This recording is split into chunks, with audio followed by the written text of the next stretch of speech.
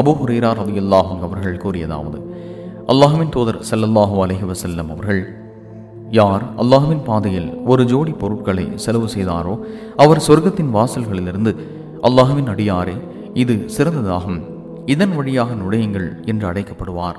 அதாவது தொழுகையாளியாய் இருந்தவர் தொழுகையின் வாசல் வழியாக அழைக்கப்படுவார். அறப்போர் புரிந்தவர் அறப்போருக்கான வாசல் வழியாக அழைக்கப்படுவார். நோன்பாளியாய் இருந்தவர் ரய்யான் என்னும் வாசல் வழியாக அழைக்கப்படுவார். தர்மம் செய்தவர் தர்மத்திற்குரிய வாசல் வழியாக அழைக்கப்படுவார் என்று கூறினார்கள். அப்போது அபூபக்கர் ரலியல்லாஹு அன்ஹு அவர்கள், அல்லாஹ்வின் தூதரே, என் தந்தையும் தாயும் தங்களுக்கு அர்ப்பணமாகட்டும். இந்த வாசல்களிலிருந்து அழைக்கப்படும் ஒருவருக்கு வேறு வாசல் வழியாக செல்ல வேண்டிய அவசியம் இராது. ஏனெனில் எந்த வழியிலாவது அவர் சொர்க்கம் சென்று விடுவார். இருந்தாலும் அந்த வாசல்கள் ஒவ்வொன்றிலிருந்தும் யாராவது அழைக்கப்படுவாரா என்று கேட்டார். அதற்கு அல்லாஹ்வின் தூதர் ஸல்லல்லாஹு அலைஹி வஸல்லம் அவர்கள், ஆம், அவர்கள் நீங்களும் ஒருவராக இருக்க வேண்டும் என்று நான் எதிர்பார்க்கின்றேன் என்றார்கள். சஹீஹுல் புகாரி 1897.